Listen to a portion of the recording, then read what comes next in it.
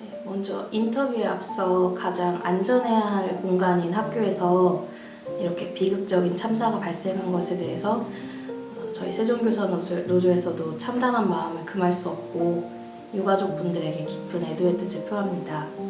사안 발생 이후 여야에서는 관련 법안을 마련 중에 있고 그리고 각 시도교육청에서도 대책을 마련해서 제시하고 있는 중입니다. 하지만 이렇게 대책을 마련하기 이전에 이 사안에 대해서 명확한 진상조사와 책임 규명이 선제적으로 이루어져야 합니다.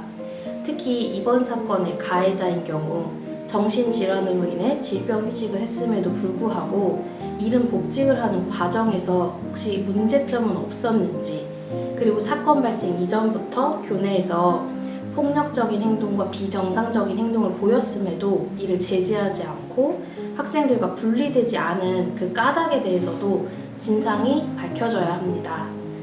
이렇게 밝혀진 진상조사를 바탕으로 교육 공동체 모두가 안전해질 수 있는 학교 안전망을 재구축하기 위해서 교사나 학부모, 교육청, 이런 교육 관계자들이 모여서 의견을 수렴하는 과정을 거쳐야 한다고 생각합니다.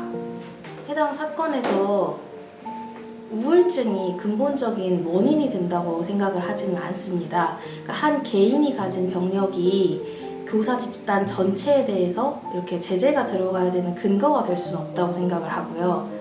다만 교직이라고 하는 특수성을 가지고 있기 때문에 그 부분에 대해서 대책은 필요하지만 교사 전체에 대한 제재의 형태로 그 대책이 제시되는 것에 대해서는 저희는 굉장히 우려를 표하고 있습니다.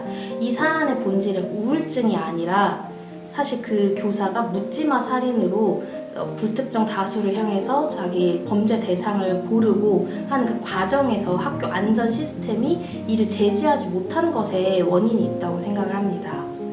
여야에서 준비 중인 법안이나 교육청에서 제시하는 대책들이 교사들의 직권 면직이나 휴직에 집중되는 것에 우려를 포함합니다.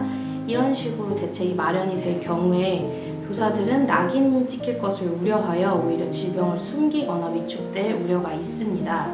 해당 사건은 우울증이 근본적인 원인이 아니라 약자를 대상으로 한 정신질환자의 묻지마 살인이라는 점에 있습니다. 따라서 교사라고 하는 직업에 제재를 가할 것이 아니라 정신질환자의 묻지마 살인을 방지하기 위한 종합적인 대책 마련이 필요합니다.